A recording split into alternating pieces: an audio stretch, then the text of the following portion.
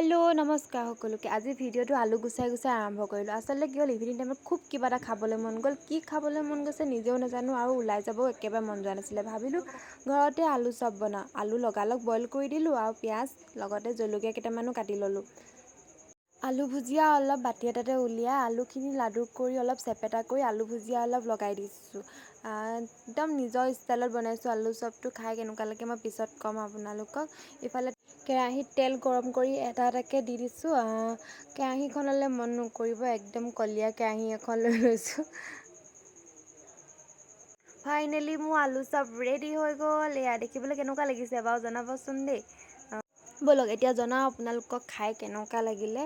মায়ে চাহ বনাবলৈ গৈছে, চাহৰ লগত খাম। তথাপিও আপোনালোকক এবাৰ টেষ্ট কৰি দেখুৱাই দিওঁ কেনেকুৱা লাগিছে। বহুত ছফ্ট আৰু টেষ্টি হৈছিলে খাবলৈ। আপোনালোকে খাই চাবচোন কেনেকুৱা পালে। যদি বেয়া পায় প্লিজ মোক গালি নেপাৰিব, মই কিন্তু বহুত ভাল পালোঁ খাই। আৰু মোৰ ভিডিঅ'টো এতিয়া ইমানতে সামৰিছোঁ। কেনে পালে চাই জনাব, লগতে মোৰ চেনেলটো ছাবস্ক্ৰাইব কৰি দিব।